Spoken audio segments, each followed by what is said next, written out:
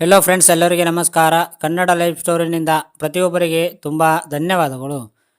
ನಿಮ್ಮ ಪತ್ನಿ ಅನ್ಯೋನ್ಯವಾಗಿರಲು ಕಡೆಗಣಿಸುತ್ತಿರುವುದಕ್ಕೆ ಕಾರಣಗಳು ಇಲ್ಲಿವೆ ನೋಡಿ. ನಿಮ್ಮ ಪತ್ನಿ ನಿಮ್ಮೊಂದಿಗೆ ಅನ್ಯೋನ್ಯವಾಗಿರಲು ಬಯಸದಿರಲು ಹಿಂದಿನ ಸಂಭಾವನೆಯ ಕಾರಣಗಳು ಇಲ್ಲಿವೆ ನೋಡಿ. ಪ್ರತಿಯೊಬ್ಬರ ಸಂಬಂಧವು ಪ್ರೀತಿ, ಅನ್ಯೋನ್ಯತೆಯ ಮತ್ತು ಭರವಸೆಯೊಂದಿಗೆ ಆರಂಭವಾಗುತ್ತದೆ.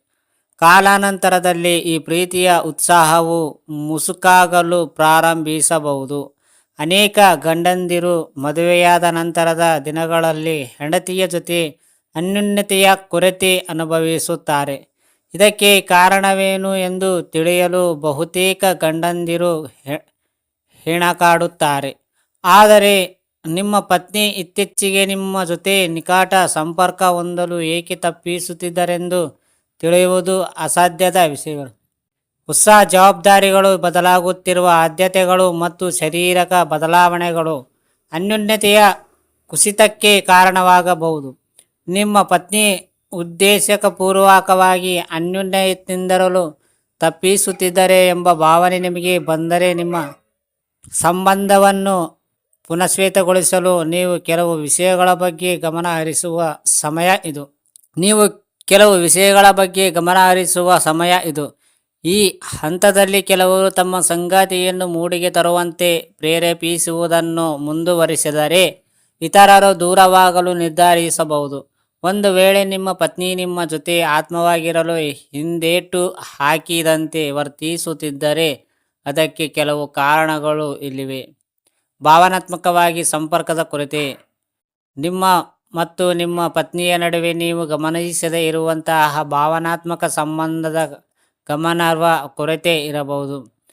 ಹಾಗಾಗಿ ವಿಶೇಷವಾಗಿ ಮದುವೆಯಾದ ಆರಂಭದಲ್ಲಿ ನಿಮ್ಮ ಹೆಂಡತಿ ಅನ್ಯೋನ್ಯತೆಯಿಂದಿರಲು ಹೇಗೆ ಪ್ರತಿಕ್ರಿಯಿಸುತ್ತಾರೆಂದು ಮತ್ತು ಸ್ವಲ್ಪ ಸಮಯದವರೆಗೆ ಆಕೆ ಎದುರಿಸುತ್ತಿರುವ ಸಣ್ಣ ಹತಾಶೆ ಅಥವಾ ಕಿರಿಕಿರಿಯ ಬಗ್ಗೆ ನೀವು ಗಮನ ಹರಿಸಬೇಕು.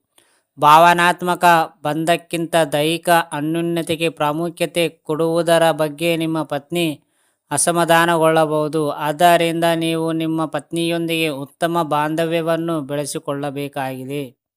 ನಂಬಿಕೆ ಕಳೆದುಕೊಂಡಾಗ. ನೀವು ಏನಾದರೂ ತಪ್ಪು ಮಾಡಿದಾಗ ನಿಮ್ಮ ಪತ್ನಿ ಭಾವನಾತ್ಮಕವಾಗಿ ವರ್ತಿಸುತ್ತಾರೆ. ಹೌದು, ನಿಮ್ಮ ಪತ್ನಿಯ ನಂಬಿಕೆಯನ್ನು ನೀವು ಮುರಿದರೆ, ಅದು ಒಂದು ಸಣ್ಣ ವಿಷಯವಾಗಿದ್ದರೂ ಸಹ, ಆಕೆ ನಿಮ್ಮಿಂದ ದೂರವಿರಲು ಬಯಸುತ್ತಾಳೆ. ಆದ್ದರಿಂದ ಒಂದು ವೇಳೆ ನಿಮ್ಮ ತಪ್ಪಿದರೆ, ಆಕೆ ನಿಮ್ಮನ್ನು ಕ್ಷಮಿಸುವವರೆಗೂ ಮತ್ತು ನಿಮ್ಮ ಪತ್ನಿಯ ದೃಷ್ಟಿಯಲ್ಲಿ ನೀವು ಮಾತು ಉಳಿಸಿಕೊಳ್ಳುವ ಕೆಲಸ ಮಾಡಬೇಕಾಗುತ್ತದೆ. ಬಹಳಷ್ಟು ಕೆಲಸದಿಂದ ದಣಿವು. ನಿಮ್ಮ ಹೆಂಡತಿ ಸಾಕಷ್ಟು ಕೆಲಸ ಮಾಡಿದ ನಂತರ ಬಹಳಷ್ಟು ದಣಿದಿರುವ ಸಾಧ್ಯತೆಗಳು ಹೆಚ್ಚಾಗಿರುತ್ತದೆ. ಅದರಲ್ಲೂ ಆಧುನಿಕ ಮಹಿಳೆಯರು ತಮ್ಮ ಕೆಲಸ ಮತ್ತು ದೈನಂದಿನ ವೇಳಾಪಟ್ಟಿಯಲ್ಲಿ ಮುಳುಗಿರುತ್ತಾರೆ. ಈ ಕೆಲಸಗಳು ಅವರನ್ನು ಸಂಪೂರ್ಣವಾಗಿ ದಣಿಸಬಹುದು. ಬಹಳ ಸಮಯಗಳಿಂದ ಕೆಲಸ ಮಾಡಿದ ನಂತರ ಎಲ್ಲ ಎನರ್ಜಿ ವೇಸ್ಟ್ ಆಗಬಹುದು. ಇದರಿಂದ ದೈಹಿಕವಾಗಿ ತೊಡಗಿಸಿಕೊಳ್ಳಲು ಬಯಸದಿರುವುದು ಸಹಜ. ಆದ್ದರಿಂದ ನಿಮ್ಮ ಪತ್ನಿಯ ಶಕ್ತಿ ಪುನಶ್ಚೇತನಗೊಳ್ಳಲು ಸ್ವಲ್ಪ ಸಮಯ ಮೀಸಲಿಡಿ. ತಮ್ಮ ದೇಹದ ಬಗ್ಗೆ ಮುಜುಗರ. ಈಗ ನಿಮ್ಮ ಹೆಂಡತಿಗೆ ತನ್ನ ದೇಹದ ಬಗ್ಗೆ ಅತಿ ಮುಜುಗರ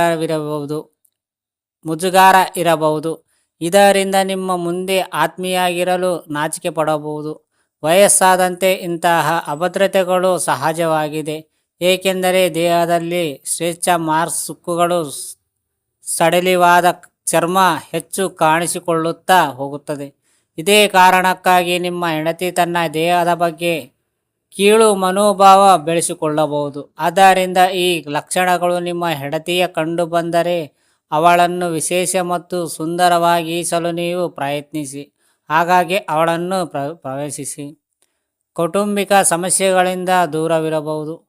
ನಿಮ್ಮ ಮನೆಯಲ್ಲಿ ಅಥವಾ ಆಕೆಯ ತಂದೆಯ ಮನೆಯಲ್ಲಿ ನಡೆಯುತ್ತಿರುವ ಕೌಟುಂಬಿಕ ಸಮಸ್ಯೆಗಳಿಂದ ನಿಮ್ಮ ಪತ್ನಿ ತೊಂದರೆ ಅನುಭವಿಸಬಹುದು.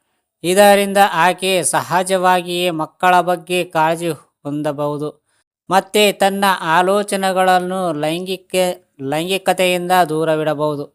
ಮದುವೆಯ ನಂತರ ಮಹಿಳೆಯರ ತಾಯಿಯ ಮನೋಭಾವ ಹೆಚ್ಚಾಗುವುದರಿಂದ ಇದು ಸ್ವಾಭಾವಿಕವಾಗಿ ಸಂಭವಿಸುತ್ತದೆ. ಆದ್ದರಿಂದ ನಿಮ್ಮ ಪತ್ನಿಗೆ ಕೇರ್ ಮಾಡುವುದಕ್ಕಾಗಿ ಹೇಳುವುದು ಅವಶ್ಯಕ.